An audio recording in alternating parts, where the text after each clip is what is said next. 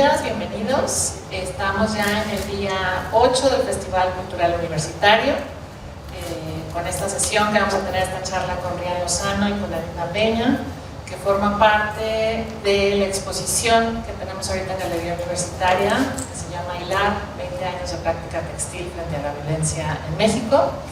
Y pues antes de comenzar, la idea es que sea un rato de conversación entre Rian y Alina, y luego que también aquí en cuanto podamos participar, quienes estamos, pero voy a comenzar leyendo breve semblanza de cada una, así que tengo aquí mi acordeón.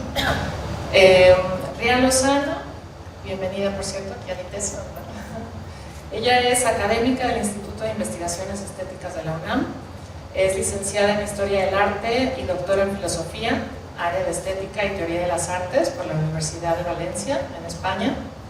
Rian imparte clases de posgrado en la UNAM y desde 2008 ha trabajado en el área artístico-pedagógica del proyecto Mujeres en Espiral en el Ceferezo Santa María, Acatitla. También trabaja como curadora independiente y crítica de arte. Ha publicado varios libros, numerosos artículos en revistas internacionales especializadas y en catálogos de exposiciones.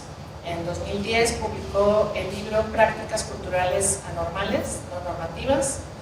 En la actualidad coordina la red de investigación internacional Itacate sobre sobras transatlánticas. Y bueno, el trabajo de Rian se centra en el análisis desde la cultura visual y los feminismos de prácticas culturales anormales, no normativas y sus conexiones con la pedagogía, la creación de otras epistemologías, la acción política, las visiones desde el sur, las nociones de representación y poder y el análisis crítico de las herencias culturales. Y esto fue una breve semblanza. Gracias. Y bueno, Alina Peña, aquí colega del ITESO, del Departamento de Estudios Socioculturales, y también leo semblanza de ella, profesora investigadora de ITESO y miembro del Sistema Nacional de Investigadores.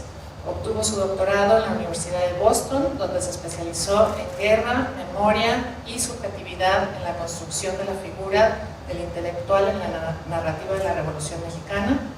Realizó su investigación postdoctoral sobre arte y frontera en el COLEF, en Tijuana, titulada Poéticas de las Excedencias. Actualmente trabaja las tensiones en los cruces entre prácticas estéticas, políticas y acción social, con un proyecto sobre violencias, desaparición y activismos textiles. Trabaja desde el archivo sobre la bio- y necropolítica, procesos de memoria y subjetividad vinculados a las problemáticas de la desaparición forzada y los dispositivos de frontera. Así que también muchas gracias. Y bueno, pues esta conversación, como lo mencioné hace un momento, pues tiene que ver con la exposición, ¿no? Hilar, y les paso el micrófono para comenzar. Bueno, buenas tardes a todas y todos, bienvenida Rian, es un gustazo tenerte acá y poder tener esta charla relajada, ¿no?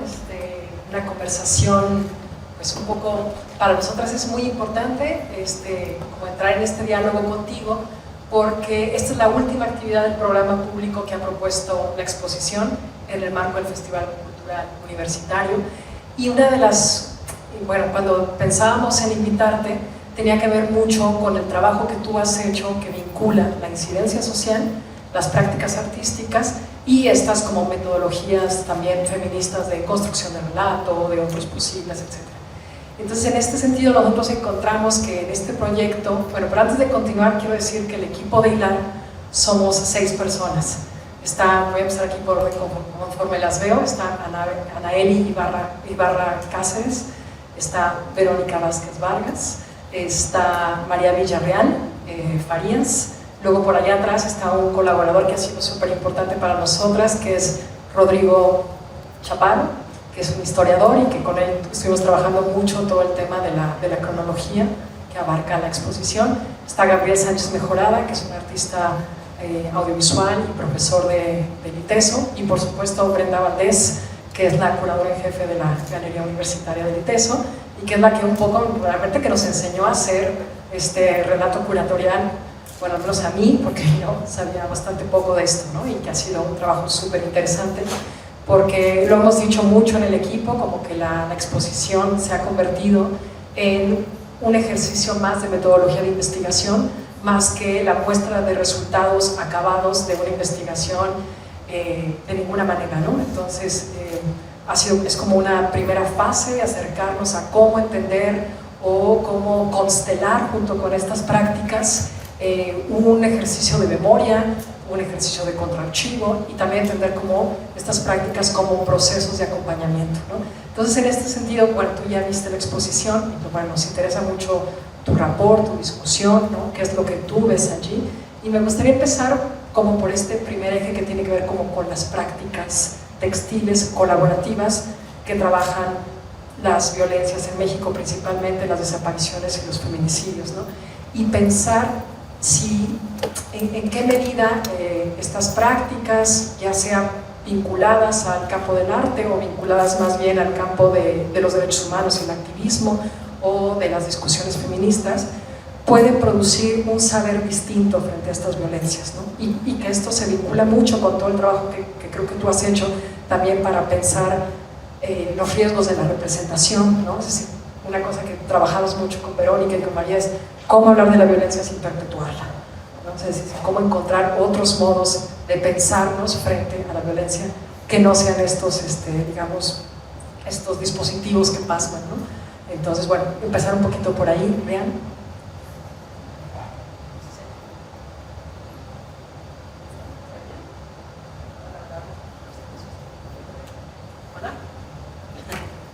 Gracias.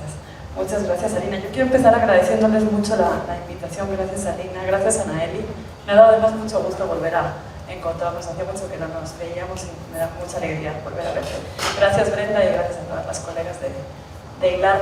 Y después del agradecimiento, pues una súper felicitación. La verdad es que encontrar proyectos como Hilar, entendido como proyecto de investigación y viendo que la curaduría, la exposición y todo el programa público asociado, pues es, en realidad no sé si llamarlo resultado, pero desde luego es una de las fases, digamos, de la investigación. No es siempre evidente, lo hablábamos hace un momento con Brenda, no es siempre evidente que en espacios universitarios estas cosas sucedan. No es siempre evidente que en espacios universitarios estas cosas, además de suceder, tengan ecos, tengan flecos, por seguir un poco con la terminología textil, que van a llevar a otras cosas seguro en el futuro. Entonces, primero, gracias, y segundo, muchas felicidades. Yo, cuando recibí la invitación, me pareció, bueno, que claro, que me sentía como muy, muy feliz de poder entrar en un diálogo desde mi práctica, digamos. Yo soy historiadora del arte, que es algo como medio extraño, porque soy historiadora del arte, trabajo en un instituto de investigaciones estéticas, pero tengo la gran fortuna en la UNAM de haber podido seguir mi trabajo desde prácticas tan poco artísticas como, por ejemplo, digamos en términos tradicionales, como lo que hacemos en un ambiente como el contexto penitenciario. Trabajo con mujeres presas desde hace muchos años. Y es como interesante ver cómo si yo creo que en la última década hemos ido entendiendo cómo la noción de arte clásica, tradicional, necesariamente se ve explotada por la realidad que nos rodea, ¿no? Primero desde luego, las urgencias que tenemos. Yo creo que eso, las universidades públicas y privadas tienen siempre que estar atentas a lo que está pasando, al horror en el que estamos viviendo en términos de violencia, de desesperación, de muchas otras cosas feas, pero también en las posibilidades que tenemos de generar cosas distintas justo desde los espacios, que son docentes, que son generadores de conocimiento, etc. Entonces, mi trabajo no es tanto, o no es exclusivamente desde prácticas textiles, pero sí desde prácticas que comparten con lo textil dos cosas fundamentales. Una es el compromiso, que yo se llamaría feminista, el compromiso por entender que partimos de posiciones políticas que entienden que hay una lucha que librar desde posiciones feministas, enlazadas con otras muchas cosas, como en mi caso especialmente me interesa mucho también la crítica antirracista específicamente, los intereses postcoloniales y descoloniales. Además, yo vengo de España, entonces sí creo que para mí es, para mí es un asunto ético y político entender también cuál es mi posición como trabajadora en una universidad pública mexicana. Llevo 15 años trabajando en la UNAM, pero no he quitado el foco de tratar de entender también cómo, bueno, mi propia biografía tiene que ser atravesada por esto, ¿no? Y la responsabilidad colonial, desde luego, en toda la historia colonial. Y entonces, por un lado, me parecía que estábamos muy cerca por esta idea del compromiso, que yo le llamo feminista, pero puede tener otros muchos apellidos. Por otro lado, la idea de repensar, que para mí esto es fundamental y lo veo como súper claro en la exposición que he tenido el gusto de recorrer esta mañana, y es esta idea de que la universidad, los espacios docentes en general, están empezando a utilizar una operación, digamos, inversa en relación a la producción de conocimiento. Es decir, estamos acostumbradas, yo por lo menos me formé en esta estructura ultra vertical donde la universidad producía conocimiento que se sacaba de fuera. Y creo que estas prácticas, y la exposición es un ejemplo clarísimo, pero entiendo que el proyecto en conjunto nos están ayudando a entender cómo el flujo necesariamente se tiene que revertir. De repente estamos viendo cómo las prácticas de la fuera están impactando, están ayudándonos a entender que la generación de conocimiento no es unidireccional, no es de aquí para allá. Estamos aprendiendo con las mamás buscadoras a entender qué significa el horror en el que vivimos. Estamos entendiendo, en mi caso con las mujeres presas, a entender cómo sobrevivir en un contexto en el que están completamente invisibilizadas. Y además hacerlo, y ese sería el tercer punto de conexión que veo como muy clara, desde eso que llamamos prácticas, no sé, artísticas. Yo durante mucho tiempo soy historiadora del arte, entonces alguna vez hice el cálculo de cuántas horas me había pasado en mi vida, que eran muchas, estudiando el arte, con mayúsculas. Y quiénes habían sido esos que estaban dentro del arte, pues ya se pueden imaginar, puros varones, casi todos que habían producido en Europa o en Estados Unidos, blancos, la mayoría heterosexuales, todo esto que ya sabemos, ¿no? Entonces, después de hacer ese cálculo de todas las horas que yo había estudiado el arte tradicional, empecé a pensar, bueno, quizá lo que me interesa son cosas que no tienen nada que ver con el arte. Y entonces yo empecé a hablar de prácticas culturales y me peleé mucho con el sistema del arte, entonces decidí que ya nunca más quería ser historiadora del arte, hasta que cuando pasó un rato, supongo que esto también es como parte de la, no sé si de la vejez, iba a decir de la madurez, pero no, en realidad de la vejez, de ir dándote cuenta de que no, que claro que también es arte, claro que no tenemos por qué prescindir del término. Y eso además lo aprendí, volviendo otra vez al intercambio del flujo de distribución del conocimiento, lo entendí con las compañeras presas. Yo entré al proyecto de Mujeres en Espiral, que es un proyecto de la UNAM, que es un proyecto complejo porque tiene una pata, digamos, una vertiente, hablamos de un proyecto de 3 patas. Una vertiente jurídica, que hace acompañamiento jurídico en los casos de las mujeres, hay una clínica de litigio estratégico y hemos acompañado casos hasta llegar a conseguir que las mujeres que habían sido injustamente encarceladas por razones que tenían que ver con el género y otras muchas cosas, pudieran salir, ¿no? Entonces está la vertiente jurídica, pero también está la vertiente pedagógica, muy importante porque ha sido como ligar todo el rato el salón de clase de la UNAM con el patio de visitas de la cárcel, con trasvases de cosas muy maravillosas que luego, si hay tiempo, ya les contaré si viene al caso. Y la tercera pata, la tercera vertiente era la artística, por eso estaba yo ahí, porque nos pareció, intuíamos algo, que luego hemos ido comprobando a lo largo de los años, que el acceso a todas estas, digamos, realidades violentas, horrorosas en los términos en los que describe el horror una autora, por quitar a una sola, ¿no? Cristina Rivera Garza, nos parecía que acceder a ellos a través del lenguaje jurídico, a través del lenguaje médico, a través del lenguaje, digamos, institucional, era prácticamente inviable, no daba cuenta. El lenguaje que teníamos, digamos, más institucional no da cuenta de lo que ahí está pasando. En cambio, fuimos viendo cómo a través de las prácticas artísticas, de repente íbamos accediendo a cosas y las mujeres, sobre todo, iban accediendo al uso de la palabra, a la defensa propia, a la defensa de las compañeras de una manera distinta. Y entonces empezamos a preguntarnos cosas, no sé, que parecieran como simples y en realidad yo creo que sí que responden como a algo muy profundo, y es no tanto qué es el arte, sino qué puede el arte. ¿Qué es el arte? Nos da un poco igual. O sea, la definición de arte no es el arte. Pero ¿qué puede? ¿Qué puede hacer eso que llamamos arte o que de repente queremos cambiar y llamar práctica cultural? Y en algún momento de estas preguntas que nos hacíamos en colectivo con las mujeres presas, yo decía, no, porque lo que hacemos no es arte, hacemos otras cosas. Y las compañeras me decían, no, yo sí quiero ser artista. Yo sí quiero nombrar esto arte, porque me interesa como legitimar de alguna manera. Y ahí esa fue una de las enseñanzas de afuera para adentro que me hizo pensar, bueno, pues a lo mejor sí, no se trata de que me vaya yo fuera de mi disciplina, sino además, a lo mejor desde la propia disciplina tratar de ensanchar los límites, ¿no? Entonces, bueno, todo esto en realidad para contestarte y decir que, claro, que la unión entre todas estas prácticas culturales, artísticas, como las queramos llamar, hacen que yo piense, y creo que es un poco como cerca de lo que ustedes están planteando, que realmente trabajar desde prácticas que son políticas, que están muy cerca o que son activistas en sí mismas, y que además y con esto ya cerraría esta primera intervención, otra característica fundamental, que son prácticas colectivas, que se hacen entre muchos, son un terreno para la producción de conocimiento fundamental hoy en día. No es solo que estén representando la violencia, no es solo que sirvan, de hecho no sirven para reproducir, como me decías, el discurso, digamos, sí, de comunicación, pero yo trabajo específicamente lo visual. Me interesa mucho pensar en el discurso visual hegemónico y cómo estas prácticas están de alguna manera produciendo contravisualidades en términos de un autor que me interesa mucho, Nicolás Mirsuet, y que se acercan también a la idea del contraarchivo que ustedes están planteando. Gracias. Bueno. Ahí. Creo que todo lo hago con esto ya hasta lo apagué. Bueno,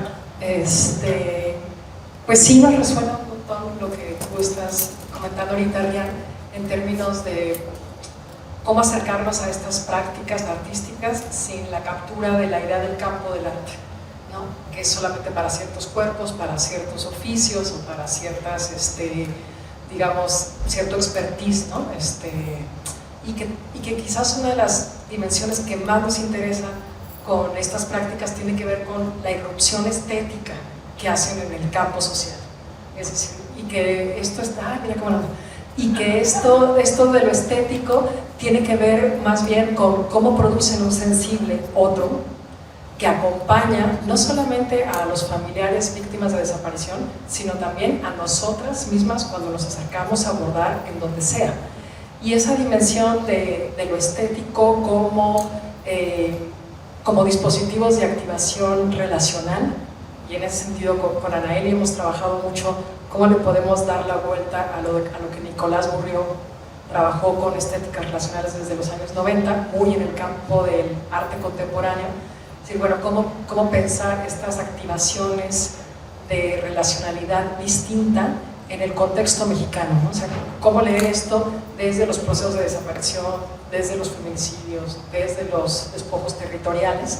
Pues para nosotros ha sido bien interesante porque hay algo que sucede en el bordado y en el textil en general que tiene que ver con justamente con la colaboración. Entonces, como que antes de que pensar que son prácticas artísticas, y con Brenda lo pensábamos desde hace más de un año y medio, que se nos ocurrió hacer una exposición sobre prácticas colaborativas.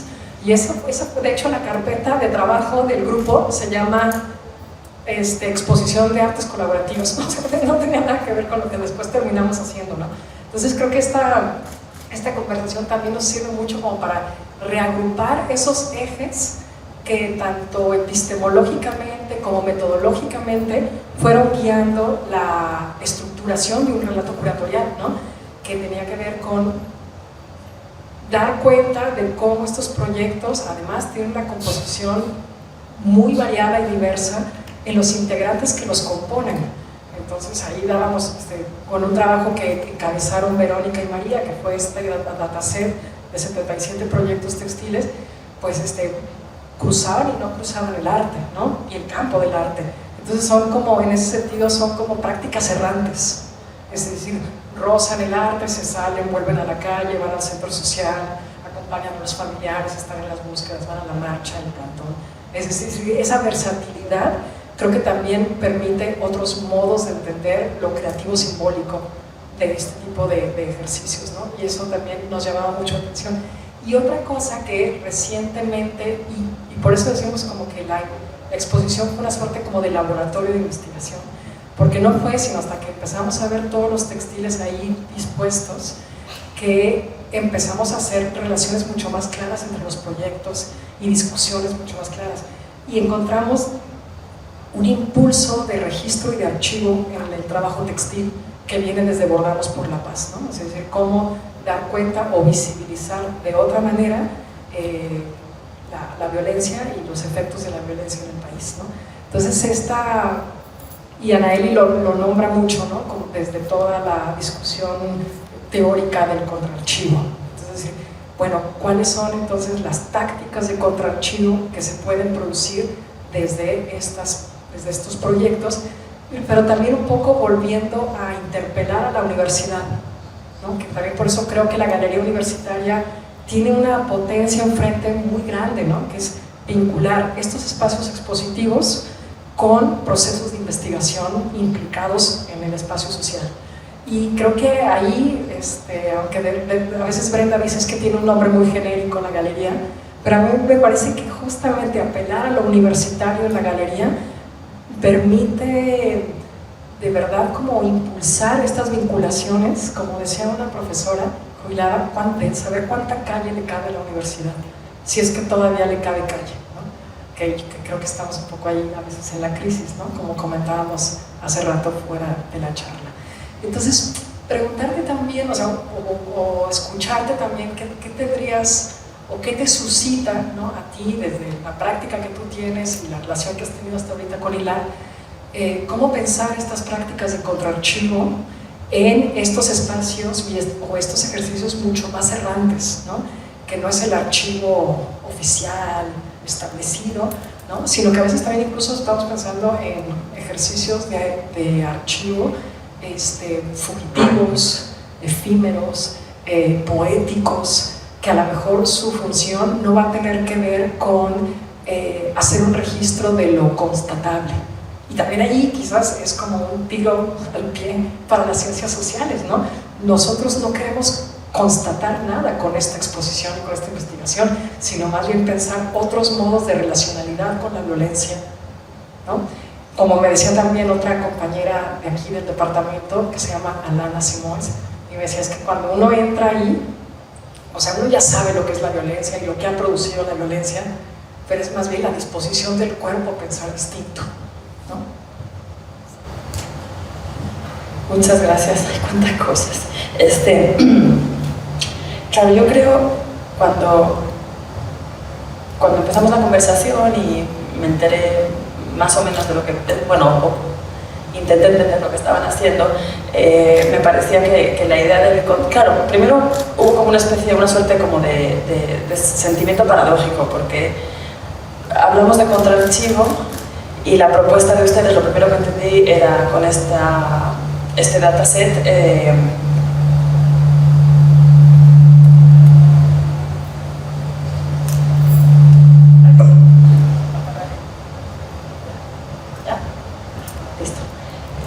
la idea un poco paradójica de cómo formular un contraarchivo con herramientas digitales, digamos, en principio hegemónicas, por ponerlo de una manera pensando en análisis de datos y digamos, en conjunción de datos.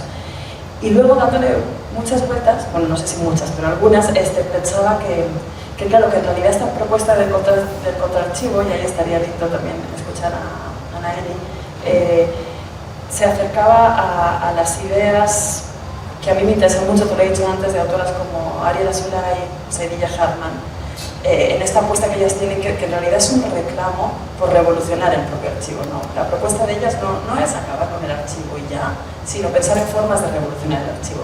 Y esas formas que son propuestas por sí metodológicas, pero también en sí mismas como, pues no sé si epistémicas o ontológicas, formas de estar en el mundo distintas, de ser distintas, llevan a que pensemos en esas tácticas de las que ustedes están hablando, ¿no?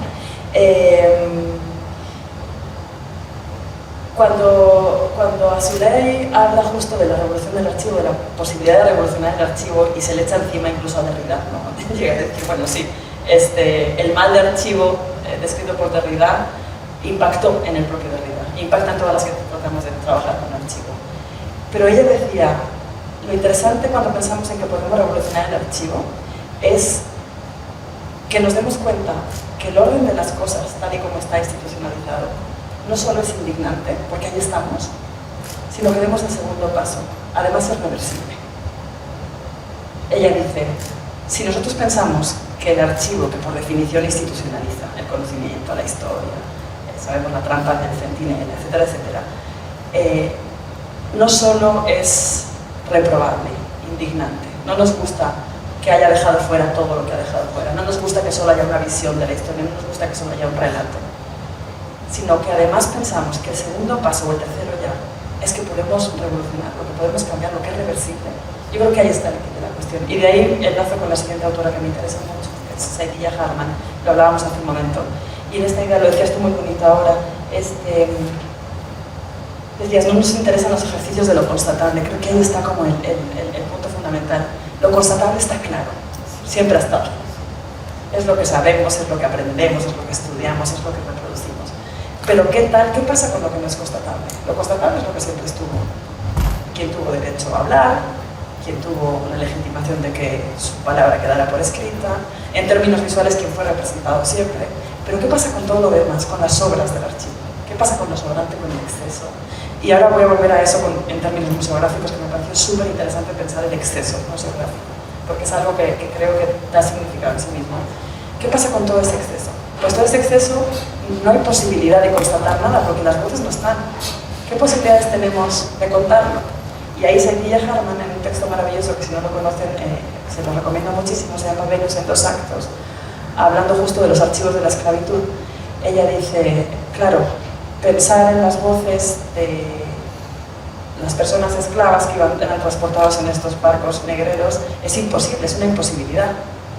Es una imposibilidad si lo pensamos en términos historiográficos, es una imposibilidad si lo pensamos en términos de relato, pero ¿qué pasa si nos lo inventamos?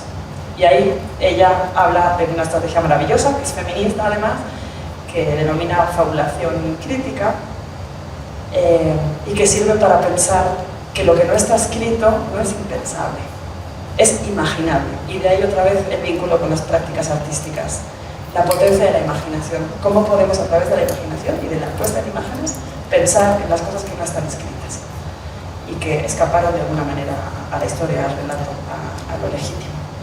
Y luego, en relación a un término que has utilizado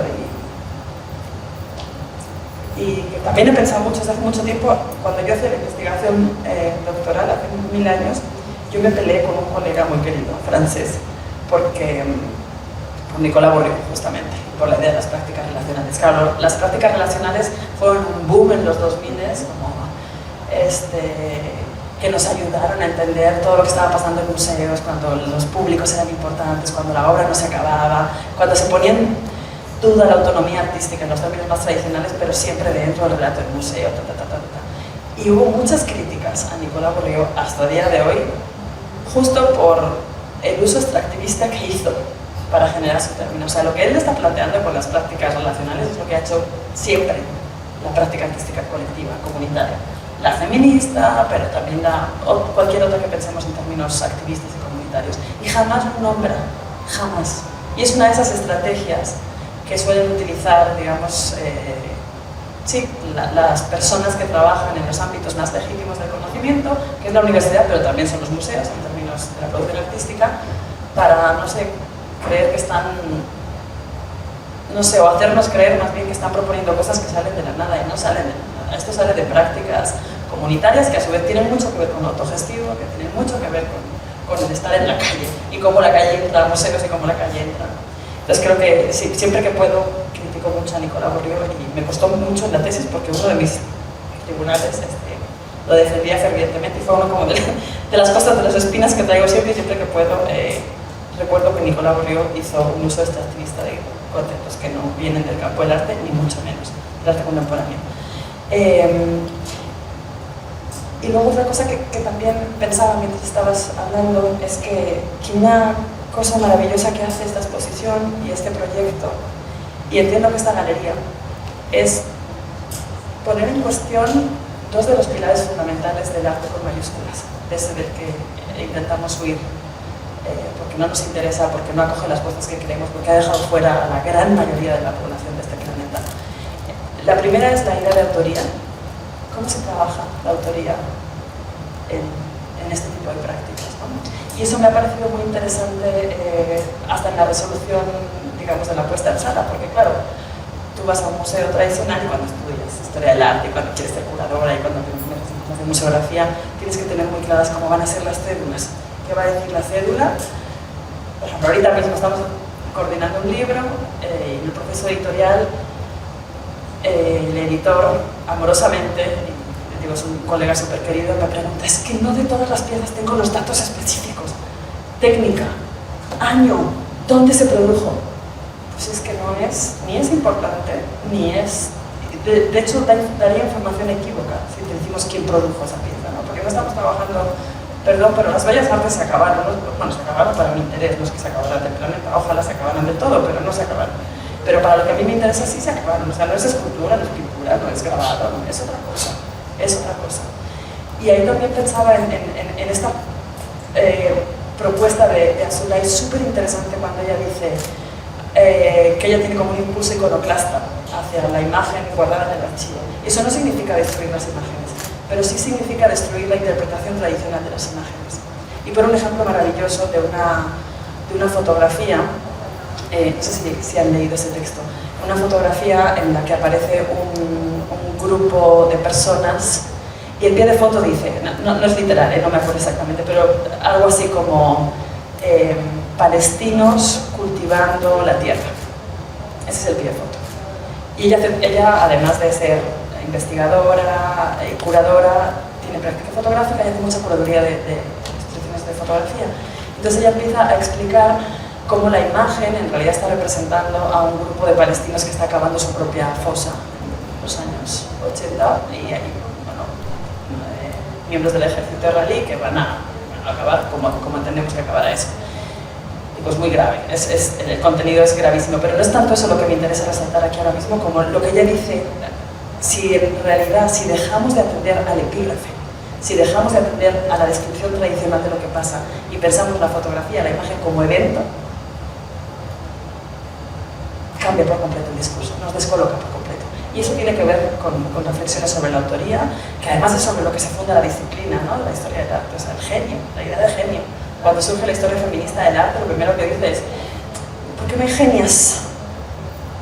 Y está este texto maravilloso de Linda Nochlin, así, ¿no? Bueno, que da pie a todo después, que se pregunta por qué no han existido grandes mujeres artistas. Pues porque la pregunta está mal. No es que no hayan existido grandes mujeres artistas, es que no hay condiciones, nunca hubo condiciones para que las mujeres, igual que otros grupos de personas, pudieran acceder al discurso, digamos, de la historia del arte con mayúsculas. Y la otra cosa que hace esta exposición, y volviendo un poco como a lo museográfico, que me ha parecido maravilloso y que es algo que pienso mucho también, y que son muchas peleas cuando intentas entrar a los espacios museísticos con estas prácticas que exceden lo colgable, que exceden lo descriptible, es que hay un exceso de cosas colgadas en el espacio. Y ese exceso de cosas, en realidad, creo que responde a la inconmensurabilidad del problema que estamos tratando. ¿Cómo pensamos, decíamos, con respecto a los pañuelos del tendedero? Cuando te preguntan, ¿cuántos quieres que te demos? ¿2.000? Claro, te podrían dar 300.000 con los nombres de las personas desaparecidas, asesinadas. Te podrían dar 2 millones. Hay un exceso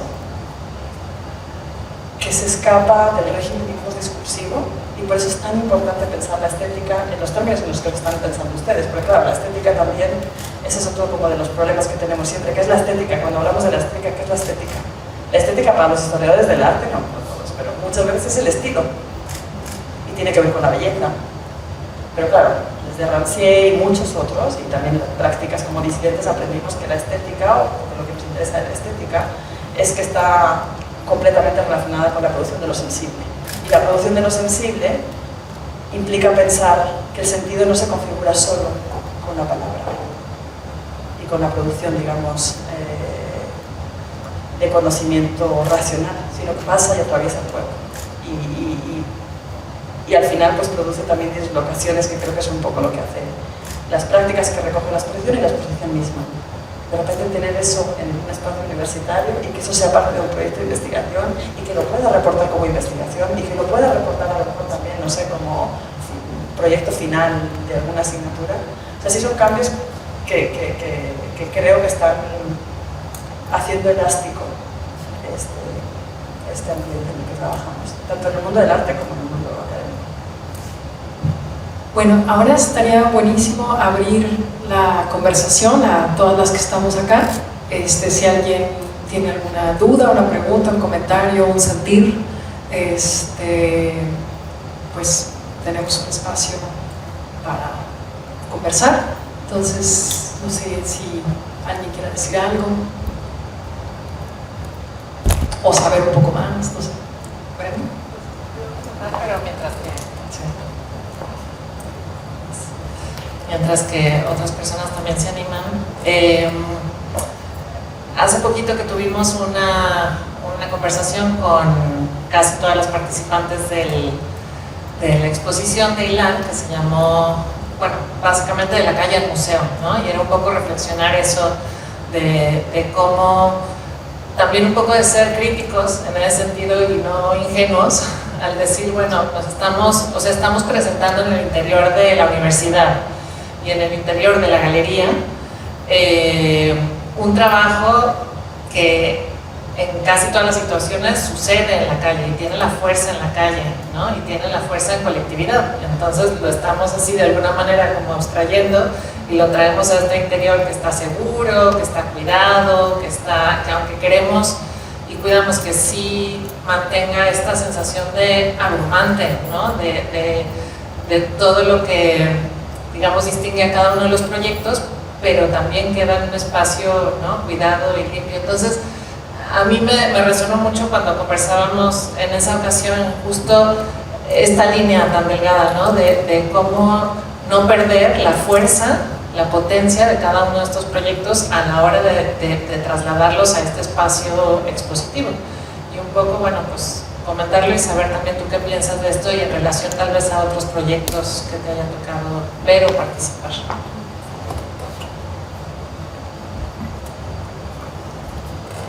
Gracias. Sí, es como uno de los grandes problemas siempre, ¿no? Esto que hablamos como de cómo el espacio del museo, cómo la universidad puede fagocitar lo que ocurre ahí fuera y en lo que la gente se juega la vida también, porque luego, claro, pensamos que cuando propones curar algo, a mí me gusta mucho también, bueno, a mí ya lo ha pensado mucha gente, ¿no? El término en México se habla de curar, en España hablamos de comisariar, es mucho más bonito pensar la curaduría en términos de curar que de comisariar, ¿no?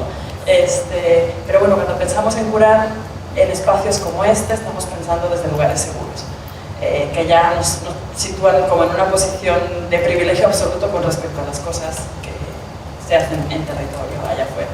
Ahora, y yo tengo muchas amigas muy cercanas, muchas colegas, muchas colaboradoras que están completamente en contra de que esto pase al espacio institucional. ¿Por qué sí? Porque se desactiva, porque corre el riesgo de ser fagocitado. Yo después de muchos años trabajando con temas que tienen que ver como con los dilemas de la visibilidad, con las posibilidades que tenemos de acceso al relato visual, con quién tiene acceso, con quién no tiene acceso, yo creo que ocupar cualquier espacio siempre es urgente, da igual el que sea, da igual el que sea. O sea, creo que así funciona el régimen en el que estamos instalados, ¿no? Funciona desapareciendo, funciona asesinando, funciona metiendo en cárcel, funciona con el carácter más punitivista en todos los sentidos, funciona al final quitando el derecho a ser visibles, ¿no? Que también es otra de las cosas que me parece súper interesante trabajar desde proyectos como este, ¿no? Nicolás Mirzoeff, este autor icónico, clásico en los estudios de cultura visual, dice que el derecho al ver es el derecho a la existencia, pero añade, el derecho al ver no significa solo mirar por ti mismo, significa que la mirada te sea de vuelta, ser reconocido. Esto en el caso de las mujeres presas es clarísimo. O sea, mujeres, específicamente en el contexto de la Ciudad de México, porque el penal en el que yo trabajo es un penal que depende de la Ciudad de México. Santa Marta Catitla está en Iztapalapa, es una prisión que tiene muchos problemas, pero también ventajas con respecto a otros, porque no es de máxima seguridad, eso hace que sea un poco más relajada, pero también hace que no, pues que sea superpoblada, que no todas las mujeres que están ahí tengan acceso ni siquiera a agua potable, ni a comida suficiente, ni todas esas cosas. Y ahí dentro nos ha servido mucho pensar en las posibilidades y en los problemas de la visibilización, ¿no? Desde cosas básicas como, pues hay condenas de 30 años, 36 años.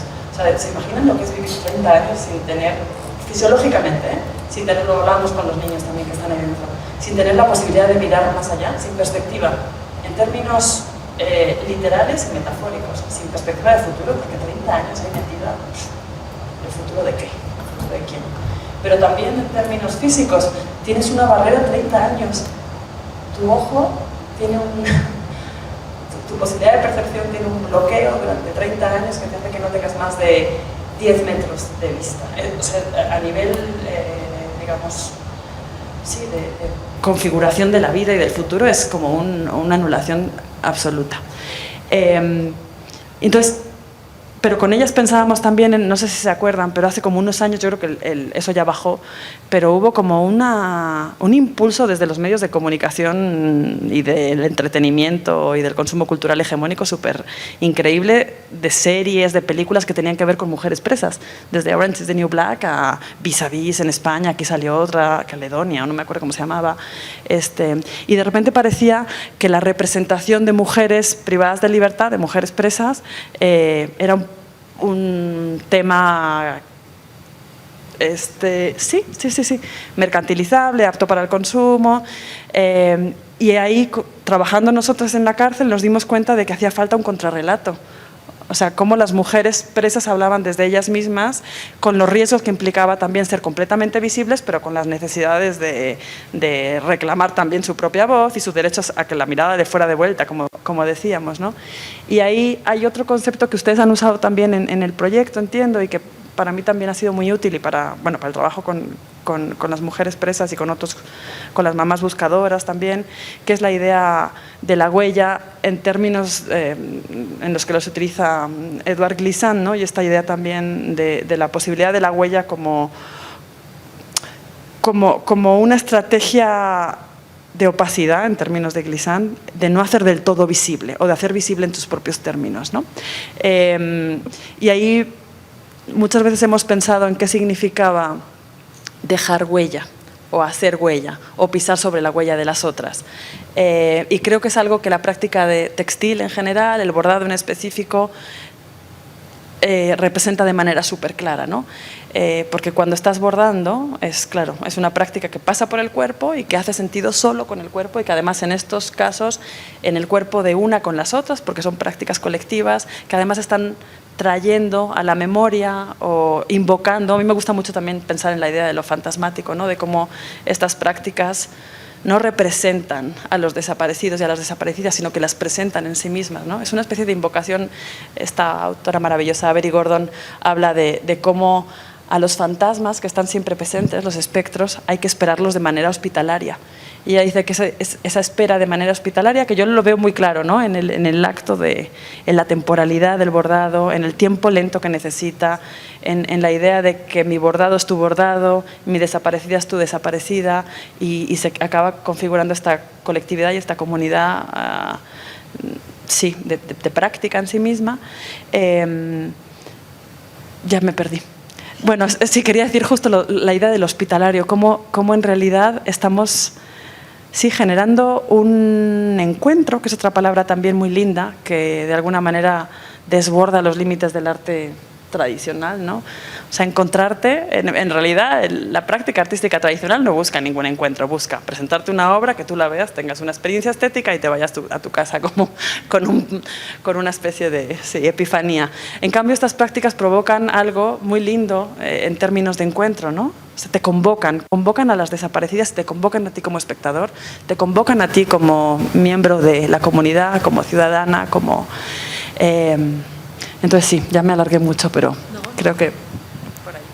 Yo decir una cosita antes de continuar, porque me dio, cuando estábamos, a partir de que estamos teniendo la exposición, y que además es una exposición que hemos habitado mucho, ¿no? Ha durado 5 semanas en la universidad y estamos haciendo un montón de recorridos guiados y pues nos pasamos allí un rato, de repente pasamos a bordar, lo que sea, y también nos ha permitido empezar a escribir, ¿no?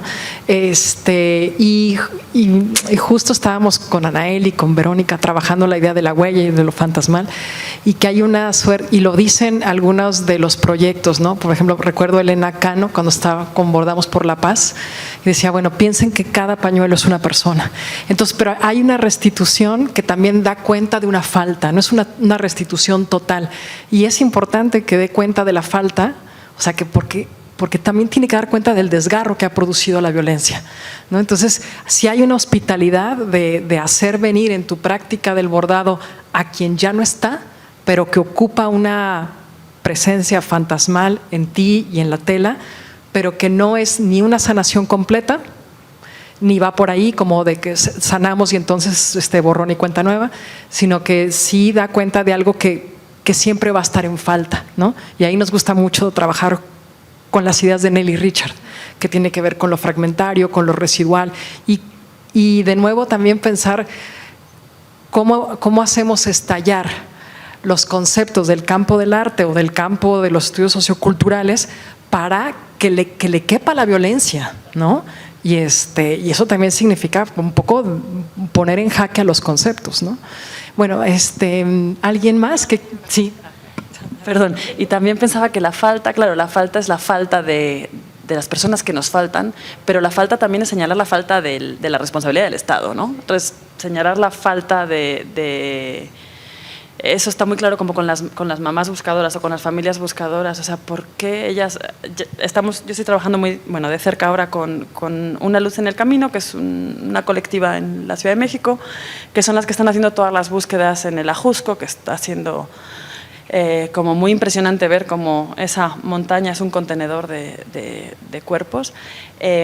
Y Jacqueline, que es una de las mujeres que forman parte de la colectiva, que además es la fundadora, hablaba en algún momento de la indignación que siente, y yo creo que también ahí eso es muy interesante en lo que hace la práctica artística, cultural, el bordado en específico, el arte textil, la indignación que existe, la ira, diría Audre Lorde, como oposición al odio, ¿no? O sea, cómo utilizar la ira como una herramienta que de verdad nos ayude a revolucionar otra vez, a cambiar, no solo a denunciar, sino a producir un cambio frente al odio, que lo único que hace es arrasar con todo. Y ella decía la indignación que siente de pensar que por qué son ellas las que tienen que buscar. Dice, voy a seguir buscando siempre. Ella encontró a su propia hija, los restos de su propia hija, y sigue en la búsqueda, porque esta es otra de las cosas interesantes, ¿no?, de estas colectividades, ¿no?, que la búsqueda es por todas y todos los desaparecidos, no paran de decirlo. Pero ella dice, cada vez que yo salgo en las campañas de búsqueda, yo lo primero que tengo es una indignación profunda, porque soy yo la que tengo que buscar. Y entonces el señalamiento por la falta es por la falta de mi hija desaparecida, por todos los desaparecidos que hay en México, pero también la falta de responsabilidad de un Estado que no cuida, un Estado sin entrañas, como dice Cristina Rivera Garza, que nos tiene en la situación que nos tiene. ¿Alguien quisiera hacer una pregunta, comentar algo? Adelante. Muchas gracias. Yo quisiera preguntar, me interesa mucho saber, porque nosotros todos aquí tenemos la posibilidad de crear, de hacer todo, como dijiste, de imaginar todo. Y a lo mejor, si nosotros ahorita nos ponemos a abordar, va a haber una similitud entre todos. Me interesa saber la prohibición de esas personas con las que tienes la oportunidad con las mujeres encarceladas. ¿Tú qué has notado esas diferencias?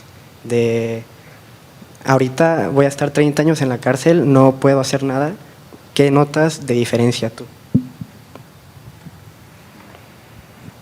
Gracias. De diferencia, ¿te refieres, que es otra cosa que pensaba antes, como en términos materiales, qué producen ellas que no produciría yo desde mi...?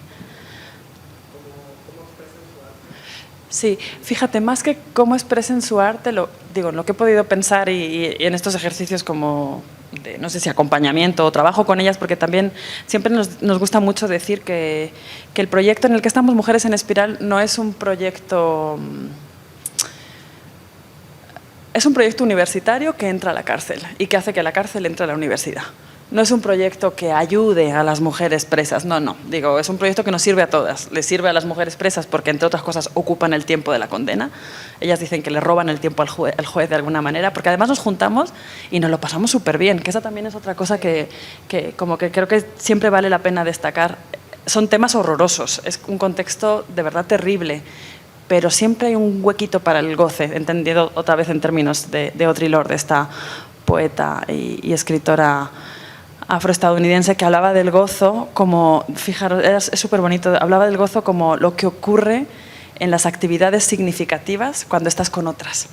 Y decía, claro, lo significativo, por ejemplo, si pensamos en nosotras, que estamos aquí en la universidad, estudiantes, profes, lo más significativo en términos de tiempo es esto. Estamos aquí todo el día, ¿no? Nos pasamos todo el día, o casi todo el día. Y si no estamos aquí, estamos estudiando, y si no, preparando examen, y si no, preparando proyecto. O sea, significativo en términos temporales es.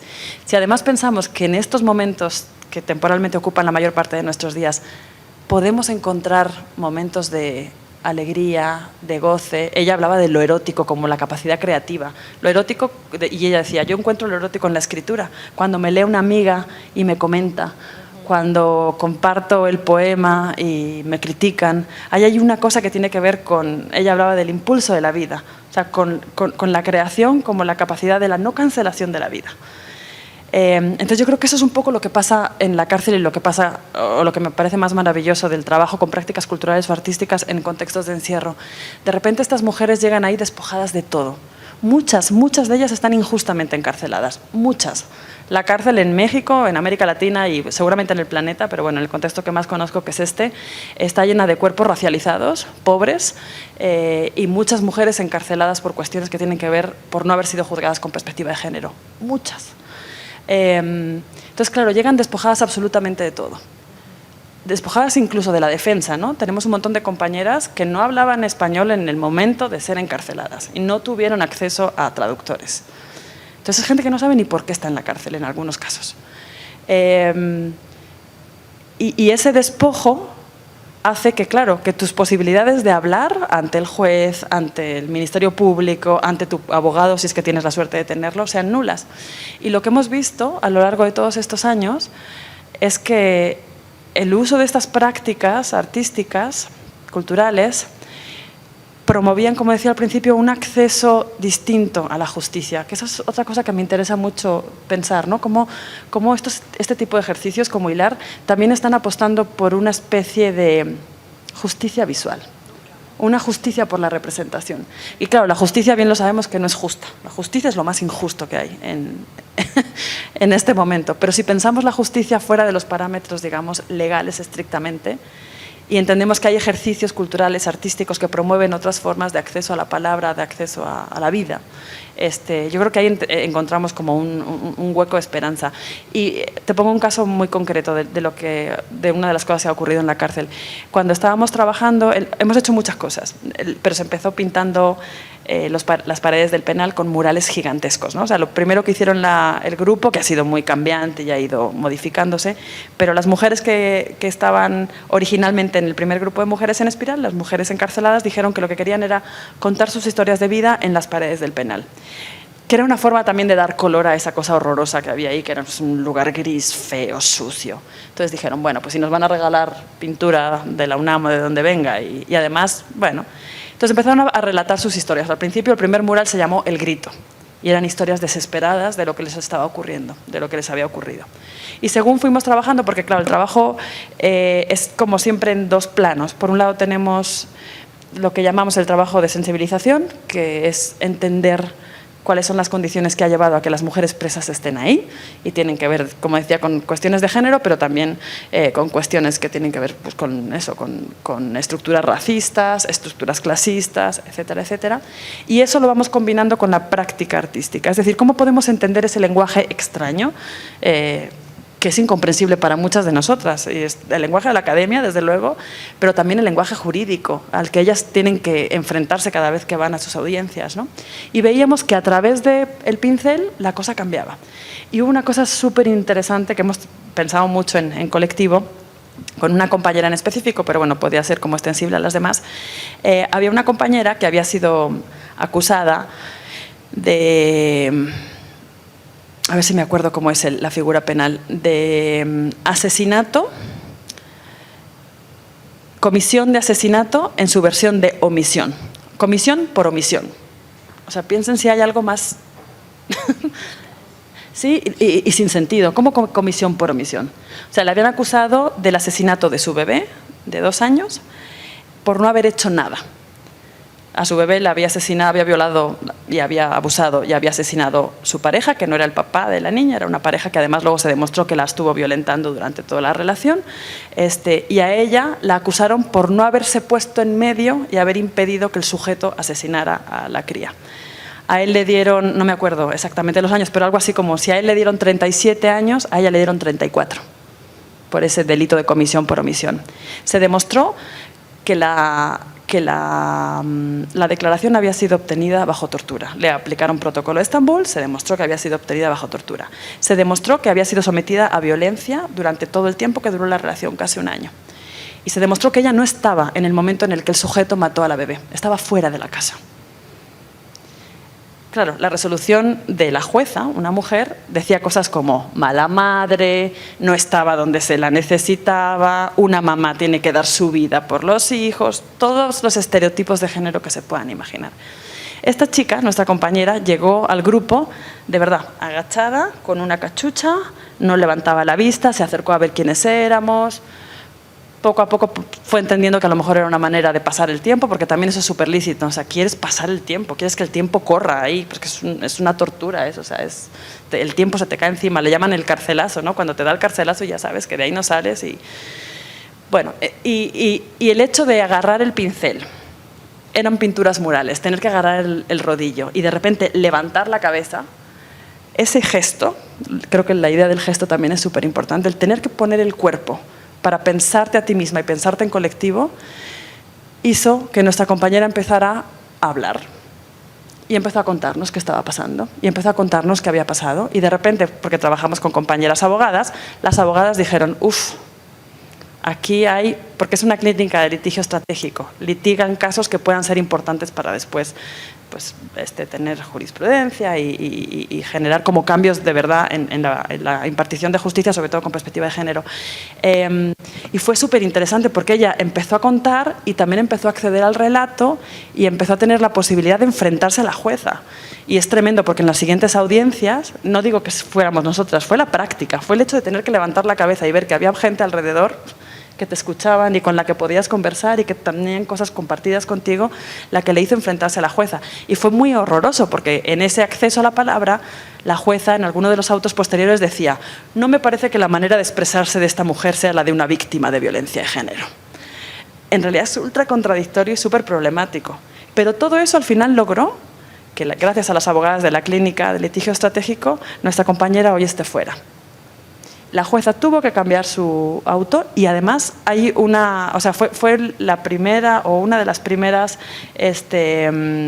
liberaciones, digamos, de mujeres que no habían sido juzgadas con perspectiva de género en la Ciudad de México. Sentó un precedente súper importante.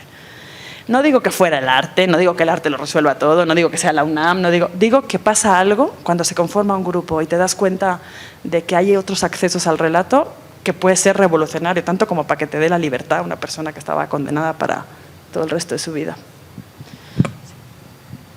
Y también hay una cosa que nosotros hemos dicho mucho, que estamos, como que nos peleamos un poco en el equipo, de salirnos de este discurso de que el arte salva, de que el arte nos hace mejores, de que el arte te cultiva. Y la idea es como que si el arte permite constelar una relación desde potencia es porque no va solo, ¿no? Y eso es un poco, jugamos con esta idea de que el arte no va solo. Y si pensamos entonces que estas prácticas son potentes porque entran en una relación distinta con los objetos y con los sujetos y con los espacios y los territorios y con la memoria y con la historia, entonces ahí es que se puede pensar en otro posible, ¿no? Una de las cosas que nos maravilló, creo, también en esta exposición como equipo y que fue algo en lo que Brenda puso mucho la línea de que no hiciéramos una inauguración típica de arte contemporáneo y entonces hicimos una cosa así medio medio rara entre performance y no sé qué y pudimos invitar al coro de familiares de desaparecidos. Entonces fueron, que ahí ya por todos lados es pues para mí muy revolucionario, ¿no? Porque son madres buscadoras que deciden hacer un coro para ponerse a cantar, que también eso ya desplaza mucho la figura que solidifica a la víctima doliente, ¿no? Son mujeres que se juntan a cantar, claro, o sea, son canciones fuertes, duras, potentes, pero esa participación del coro en la apertura, o sea, dispuso también a la gente a acercarse a los textiles de otra manera, ¿no? Entonces, bueno, esto como pensando que salir de la dimensión salvífica del arte y más bien pensar esas relaciones que ya están, pero que se pueden potenciar, ¿no? Bueno, no sé si alguien más quisiera hacer un comentario, una pregunta, María y Rodrigo. Hola, yo más bien tenía una invitación a Anaeli. No, justo hace rato estábamos hablando del contraarchivo y justo salió tu nombre, pues sí, a flote, y me gustaría también que nos compartieras a todos los presentes para contextualizar un poquito más pues sobre este tema. ¿Antes? ¿Se puede? ¿Tienes? Gracias, María. Bueno, iba a ser como una reflexión final, entonces, pero no importa, le entro a lo del contraarchivo y luego cierro. Lo del contraarchivo es muy problemático, o sea, a mí en parte creo que lo discutimos, ¿no? O sea, y le decía a Lina de ponerle el guioncito en el medio, porque, claro, te confronta a pensar también qué cosa es el archivo, y queríamos salirnos de estas ideas de la resistencia, porque no lo pensamos desde allí. Y creo que lo que nos ayudó mucho, que lo decías tú, fue el concepto de resto, de huella y sobre todo de lo fantasmal, ¿no? Y llegamos a lo fantasmal a través de Vivas en la Memoria, del colectivo de Nezahualcóyotl. Y justo cuando pensábamos en lo fantasmal, decíamos, ¿cómo lo vamos a articular, ¿no? En relación con esto del contraarchivo, que ahorita trato de ponerlo más en contexto. Y decíamos, es que aquí lo fantasmal, que efectivamente es un resto, pero es un resto que tiene que ver con lo que no pertenece al orden de lo representable, ¿no? Porque es del orden de lo imposible, que es el horror, ¿no? Y es eso que se filtra, porque además el contraarchivo sí hace manifiesto algo que no está dentro de un régimen de visibilidad y denunciabilidad, pero no, estos contraarchivos, estos bordados no están disputando ninguna verdad, no les interesa, ¿no? La verdad. Sí apelan a ciertas estrategias que tienen que ver con los procesos de archivación. Hay registros, sí hay registros, están los nombres, están las fechas, están los lugares, ¿no? Pero lo que permite justamente el nombre, lo que permite justamente el lugar, la fecha, es sí, hacer que eso que no es, que ya no está, que ya no tiene manera de estar, que está ausente, pueda actuar, ¿no? La capacidad de actuar, ¿no? De lo muerto. O sea, cómo lo muerto puede actuar, y hablábamos de eso, ¿no? A través de los bordados. Y también eso nos llevaba a pensar en algo que creo que para la historia del arte, porque han estado hablando mucho de los conceptos centrales de la historia del arte y de salirse como de esos marcos conceptuales de la historia del arte, y algo que a la historia del arte le ha costado mucho trabajo pensar es la materialidad, ¿no? Y lo que notábamos y discutíamos cuando escribíamos el texto era también como el poder material de esas imágenes, de esos bordados, y esa materialidad tenía que ver, por un lado, con la capacidad de estar, o sea, cómo puede poner a varias personas, mujeres en su mayoría, juntas a bordar, y ahí entraba lo de la relacionalidad y el contacto, y por el otro lado, cómo podía, esa fuerza, ¿no? De lo no vivo, de los fantasmas, del resto de lo que se oscurre, que no es solo la muerta o el muerto o lo desaparecido, ¿no? Para no reducirlo a eso, cómo podía actuar a través de esa imagen, ¿no? Entonces eso nos parecía como muy potente. Y bueno, todo esto tiene que ver justamente con pensar al contraarchivo desde ese lugar como de encuentro, de contacto, de relación, que no tiene que ver con generar transformaciones a nivel macro, con revelar verdades específicas o particulares, o incluso con disputarle algo porque la mayoría de estos colectivos saben que no se enfrentan solo al Estado y al gobierno. O sea, hay otras fuerzas que forman parte de esos entramados con los cuales lidian, ¿no? Entonces aquí el contraarchivo justamente tiene que ver con la capacidad de una de estas juntas, ¿no? Para poder darle fuerza, vida, digamos, a esto que no entra dentro de ciertos regímenes. Y sobre todo, creo que lo más importante y lo que propicia es el contacto, ¿no? O sea, es lo que veíamos que tenían en común.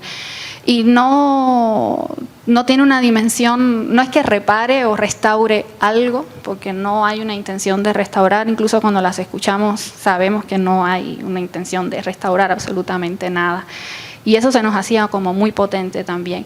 No es, y lo discutíamos, no es que sea la desesperanza, pero es otra manera de entender incluso la esperanza como esa espera, ¿no? Que también tiene que ver con eso que decías del tiempo, por ejemplo, el tempo del bordado, ¿no? Esa espera que está de alguna manera implícita incluso en la idea de esperanza. Y en el de pensarnos junto a esas y a esos que ya no están, ¿no? Y que están actuando todo el tiempo y que tienen la posibilidad a través de esas prácticas específicas de actuar.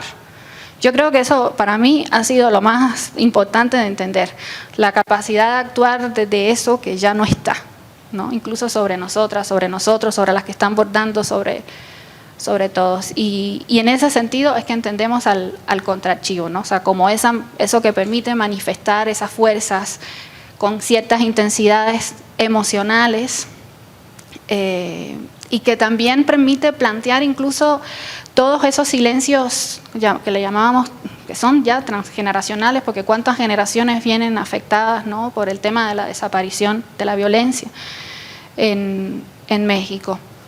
Y bueno, desde ahí es que entendemos a estas prácticas como contraarchivos, no en el sentido solo de resistir o de oponerse a una determinada manera de registro, de archivación y de visibilización de números, datos, personas, de eventos en el mundo, sino también de reorganizar y de hacer presente de otras formas lo que queda fuera de algo. Entonces, pues eso por ahí. Y también por eso les llamábamos en un momento dado no prácticas de resistencia, ¿no? Sino estamos trabajando la idea de la persistencia, que tiene que ver justo también con la espera, ¿no? Rodrigo, y si quieres luego tú. Ajá.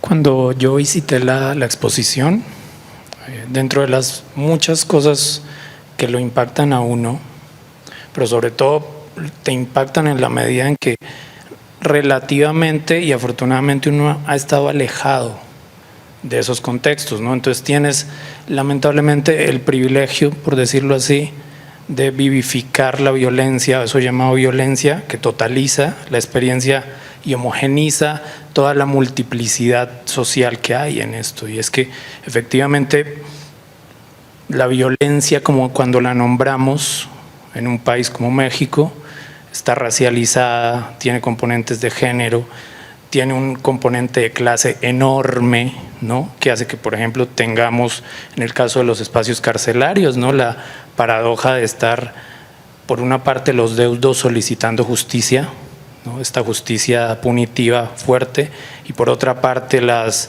personas producto de esa justicia encerradas con o sin razón, ¿no?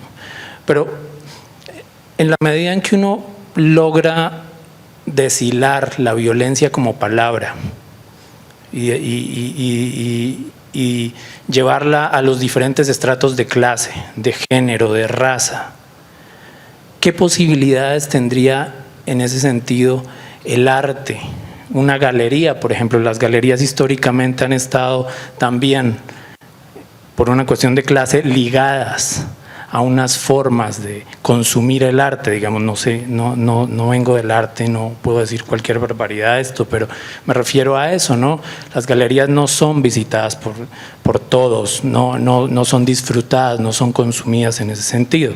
Cuando yo fui a la exposición, una de las cosas que hice fue de chismoso, de curioso, ver este librito donde la gente escribe, y un señor que puso una experiencia de la hija. Él escribió, él creo que firma como padre de familia y escribe cómo fue a recoger a su niña, a su hija, a una fiesta, y a los 15 minutos que la recogió, decía que la niña empezó a vomitar, que empezó a perder el sentido.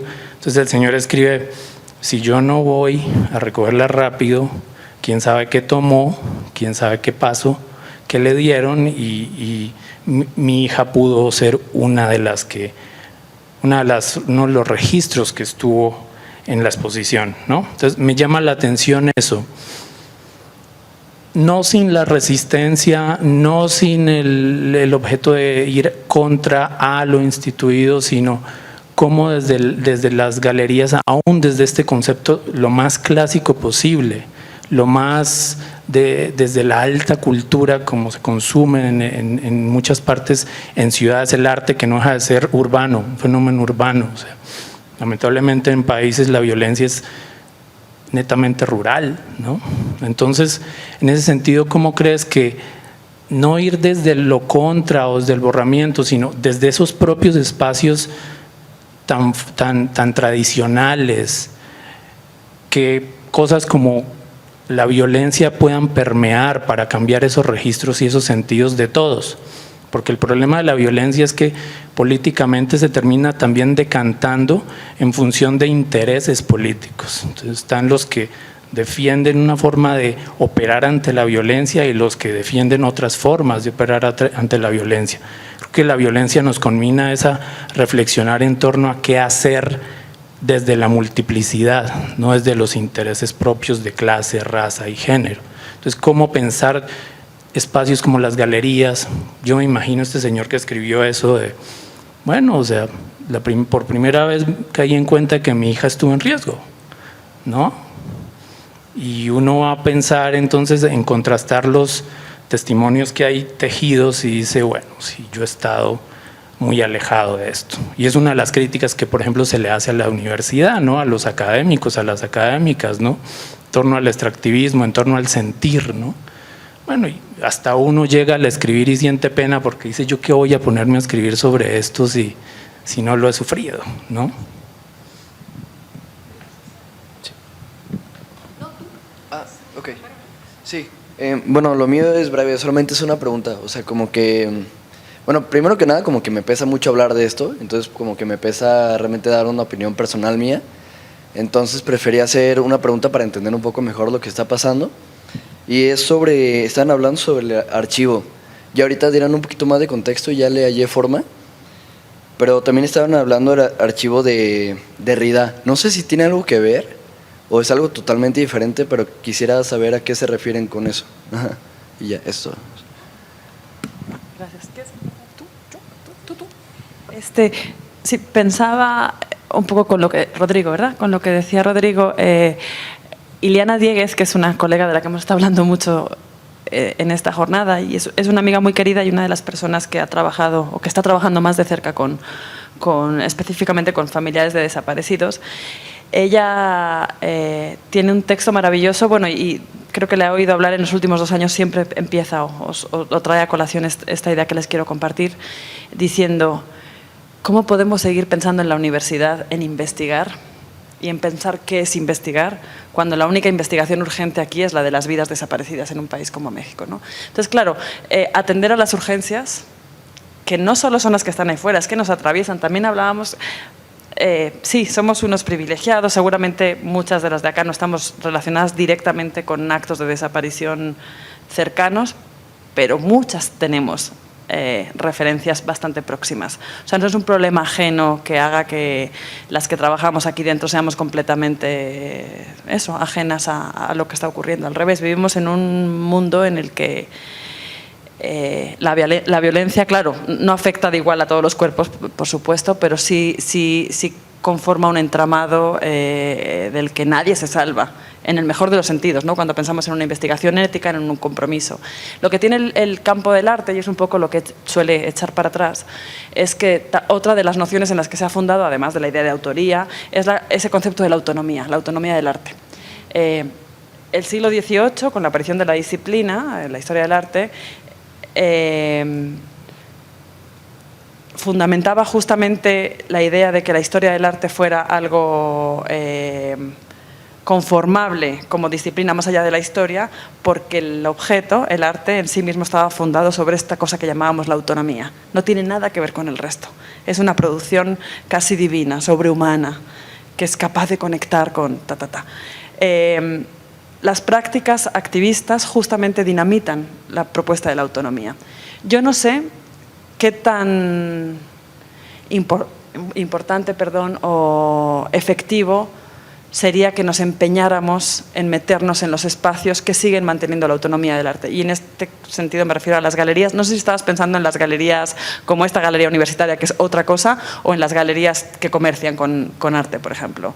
Yo creo que meternos ahí no es ni necesario, ni efectivo, ni apasionante. Al revés. Creo que para mí también es súper importante en relación a la autonomía pensar en que lo que hacemos tiene un carácter siempre interesado. La autonomía, en términos como de la estética tradicional, se relaciona con otro concepto horroroso proveniente de la tradición kantiana, que es la idea del desinterés. Para acercarte al objeto de arte no tienes que estar interesado, tienes que demostrar tu absoluto desinterés, que es algo que también opera con el archivo, ¿no? Con la conformación del archivo. Cuando pensamos la conformación del archivo en términos tradicionales, es como ese depositorio de cosas del pasado. O sea, son verdades, de manera que nosotros no tenemos por qué comprometernos para nada, porque ahí están. O sea, no hay compromiso del archivista, si lo pensamos en términos tradicionales. Algo parecido pasa con el arte. Si el arte provoca experiencias estéticas donde no hay un interés, donde no media nada más que esa cosa que te revela, que es súper, en realidad, cercana a conceptos muy religiosos, muy divinos, muy de la explicación a través de la relación con lo divino, con lo que está fuera. Yo creo que no es para nada un terreno fructífero, ni que nos interese. También, digo, me he enfrentado a lo largo de toda la... sobre todo de mi trabajo con estas prácticas en la cárcel, a los dilemas de si sí exponer o no exponer en museos. Y ahí entran un montón de cosas distintas. Primero, que los museos... los grandes museos no tienen interés, ni tendrían por qué tenerlo tampoco. Pues si siguen siendo sus espacios ahí elitistas de programación de cosas, pues está bien. Pero el segundo problema que tenemos también cuando pensamos en estas prácticas, y eso supongo que ustedes también lo han vivido, es, claro, al final estás exponiendo trabajo que tampoco es tuyo y que es difícil, otra vez en términos autorales, dar el crédito correspondiente. Nosotros, por ejemplo, con las mujeres en la cárcel hemos hecho, empezamos con los murales, pero luego hicimos producciones audiovisuales, hicimos 2 cortometrajes, un documental, fanzines, proyectos que tenían que ver con lo fotográfico. Claro, nosotros tenemos como el registro de los permisos para que podamos fotografiar, quién quiere ser fotografiada, quién no quiere ser fotografiada, y eso pasó a lo mejor hace 7 años. ¿Cómo vamos a exponer a esas mujeres ahora? Con algunas ya no tenemos contacto, otras han salido y no quieren saber nada de nosotras, otras sí seguimos en contacto desde que están fuera. O sea, hay como toda una serie de componentes éticos sobre la visibilización y la presentación de trabajos donde aparecen personas que también es súper complicado, ¿no? Y bueno, con el tema de... Sí, creo que es lo mismo, ¿no? Con cualquier práctica que sea colectiva y que no tenga una autoría clara. ¿Y tu pregunta qué? Ah, lo de Derrida. Sí. Si quieres te paso el micrófono y pienso lo de Derrida. Oye, yo me quedé pensando en algo que dijo Rodrigo y que hemos platicado mucho y ya estamos un poquito encima del tiempo, pero bueno, que tenía que ver con ¿desde dónde puedo hablar yo de esto si a mí en realidad no me ha pasado de manera directa? ¿No? Y es una discusión que en el equipo hemos tenido bastante en las últimas varias semanas, ¿no? Y creo que quizás, y aquí sí vamos como muy de cerca con Lucrecia Martel, ¿no? Es decir, yo creo que hay que hablar desde la implicación, hablar sin suplantar y hablar después de escuchar, ¿no? Pero creo que sí es importante como tomar un poco el riesgo de implicarte en una complicidad y producir, ¿no? un habla compartida. Pero sí vemos con un poco de preocupación esta idea de que yo solo puedo hablar de lo que a mí me pasa. Pero a uno le pasa las cosas con los otros y con las otras. Y aunque yo directamente no tengo un familiar desaparecido, a mí la desaparición me atraviesa. Y quizás también hablar, yo sé que tenemos un lugar como muy privilegiado en la universidad, pero creo que si estas instituciones han fallado, han tenido problemas, yo creo que no es para dejarlas atrás, sino para estallarlas desde adentro o tratar de hacer como ensanchamientos de sus límites, para permitir que otras cosas pasen. O sea, como que no claudicar que estos espacios como están contaminados y, ¿no? En fin, ya no, una torre de marfil que ya no funciona. Yo creo que más bien hay que pensar desde qué maneras nos podemos implicar, cómo podemos hablar, pero no enmudecernos o no individualizarnos, ¿no? También, por supuesto. Claro. Pues sí, y plantear también una dimensión ética, ¿no? Pero a mí me parece que dejar libre el territorio del habla y de la escucha también presenta un montón de riesgos, ¿no? Tenemos, la verdad es que como 2 minutos para cerrar y después pasarle la palabra a una compañera, a Valeria, para que tiene que dar como un aviso sobre el Festival Cultural Universitario. Entonces, no sé si tú quieres decir algo ya. Aquí hay una última preguntita que podemos recoger, no sé si la vamos a poder responder, y luego Anaeli va a cerrar con una pequeña reflexión. Pues más que pregunta es como reflexión, porque mencionando todo eso del privilegio de los desaparecidos, pues siento que ya es hasta un poco aspiracional creer que tenemos privilegio en eso, porque realmente no. Mañana puede ser tú o yo, o sea, realmente ya no es algo ya que se queda en alguna clase social, que aunque fuera de eso, si se tratara de eso, tampoco estamos como en la burguesía intocable, y aunque fuera la burguesía, no sé si se enteraron de lo que pasó con Carlos Manso, que pues él era presidente y no le sirvió de nada tampoco, así como ha habido miles de casos donde no importa quién seas, no importa lo que hagas, te puede tocar mañana o al rato, así que creo que en eso de los desaparecidos, obviamente no te pones en un lugar como que ya te pasó, pero pues como mexicanos ya tenemos el miedo de que te pase en algún momento, o sea, ya es algo personal para todos, siento yo. Pues como muy rápido para cerrar y no pasarnos, creo que de los temas más importantes que salieron y que han estado a discusión desde el inicio en el proyecto de HILAR tiene que ver justamente con repensar no solo los marcos desde el arte, desde la historia del arte o las disciplinas que se han encargado históricamente de pensar el arte, o de pensar incluso más allá del arte, o de voltear a ver otro tipo de prácticas, que tampoco se trata de ver otras prácticas y traerlas al espacio del arte para convertirlas en arte, cosa que ha pasado muchísimo.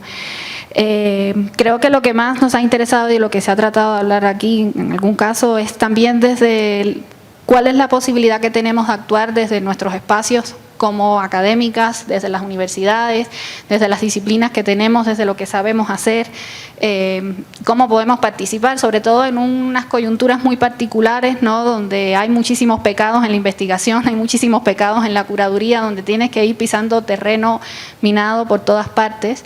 Entonces, creo que uno de los temas más importantes tiene que ver cómo nos relacionamos desde la academia, desde la universidad, con todas las crisis que sabemos que está atravesando la universidad, la investigación, en particular en México, no solo a nivel global.